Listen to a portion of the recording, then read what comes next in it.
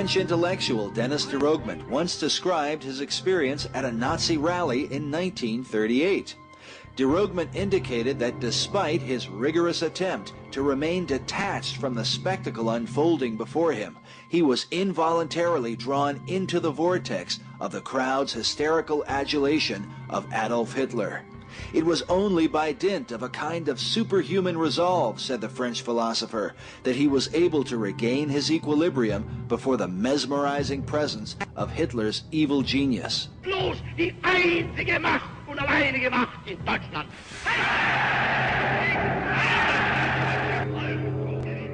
Reportedly, Diderot said of Hitler that some people believe, from having experienced in his presence a feeling of horror and an impression of supernatural power, that he is the seat of thrones, dominions, and powers, by which St. Paul meant those hierarchical spirits which can descend into any ordinary mortal and occupy him like a garrison.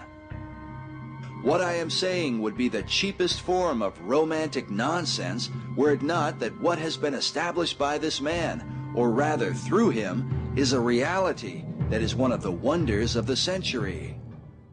Oh my goodness! I am not here to tell you what to think. I am here to ask you to think seriously. I want you to think seriously about a man who knows who we are, and he knows who we can be. With our many colors and religions and languages, many colors, religions, and languages, but one government, I'm here to tell you, Iowa, he is the one. He is the one. Barack Obama.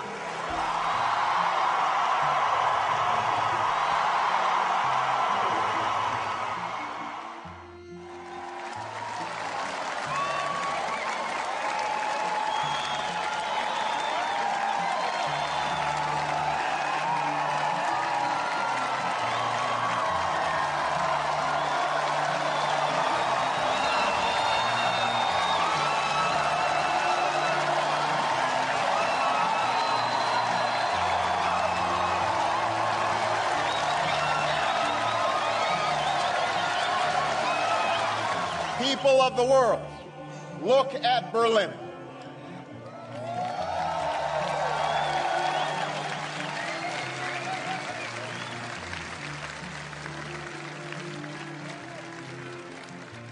People of the world, look at Berlin. Look at Berlin, where Germans and Americans learned to work together and trust each other less than 3 years after facing each other on the field of battle. Look at Berlin, where the determination of a people met the generosity of the Marshall Plan and created a German miracle, where a victory over tyranny gave rise to NATO, the greatest alliance ever formed to defend our common security. Look at Berlin, where the bullet holes in the buildings and the somber stones and pillars near the Brandenburg Gate insist that we never forget our common humanity. People of the world, look at Berlin, where a wall came down, a continent came together, and history proved that there is no challenge too great for a world that stands as one.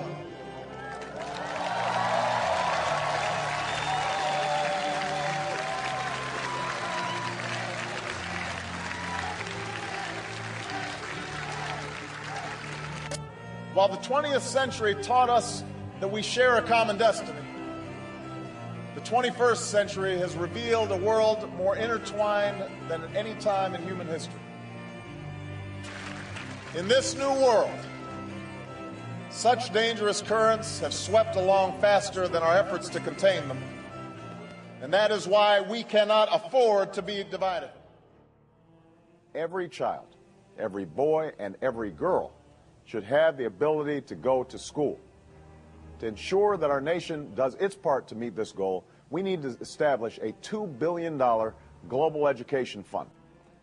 We live in a time when our destinies are shared. The world is more intertwined than at any time in human history. Walls that divided old enemies have come down. Markets have opened up. The spread of information and technology has reduced barriers to opportunity and prosperity and opened doors to new competition and risk.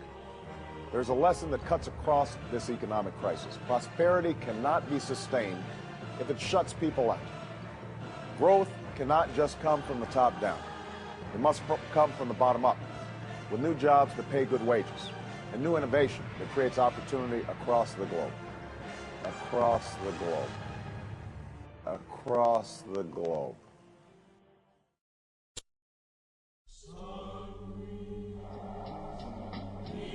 You are the instruments that God is going to use to bring about universal change. And that is why Barack has captured the youth. And he has involved young people in a political process that they didn't care anything about. That's a sign. When the Messiah speaks, the youth will hear.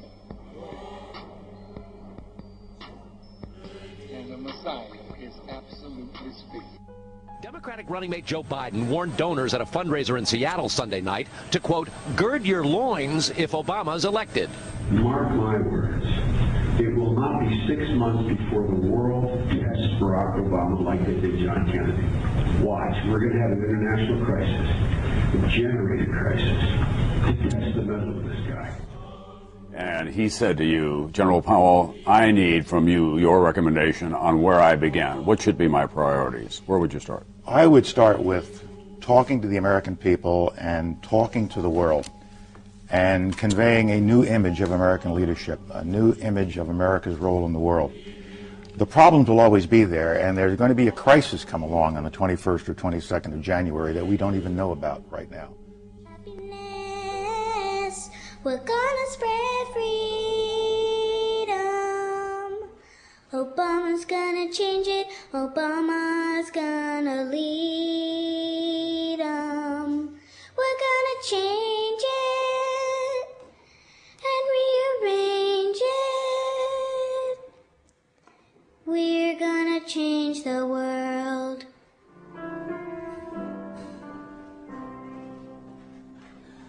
Now's the moment where he's voice to sing. Sing with all your heart.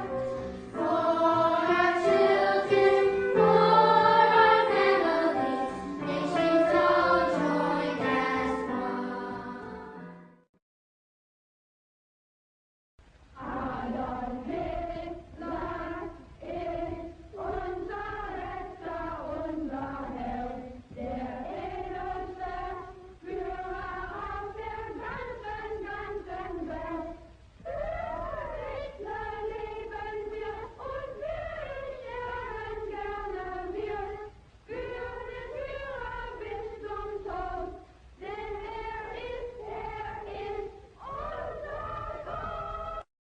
I've got two daughters, 9 years old and 6 years old.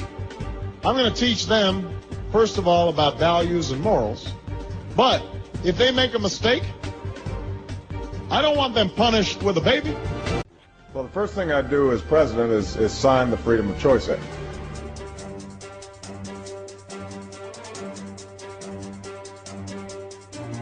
Steve and Pam will tell you that we fought together in the Illinois State Senate against restrictive choice legislation. Barack Obama defended infanticide, the killing of fully born infants who had survived a failed abortion attempt and were then left for hours in soiled linen baskets to die. Barack Obama defended infanticide, refused to let that bill out of his little subcommittee in the Illinois legislature. As I understand it, it didn't get out until he left. That's deep-dyed, cold-blooded, ruthless ideology.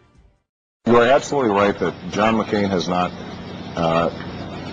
talked about my Muslim faith, and you're absolutely right that that has not come, my Christian faith.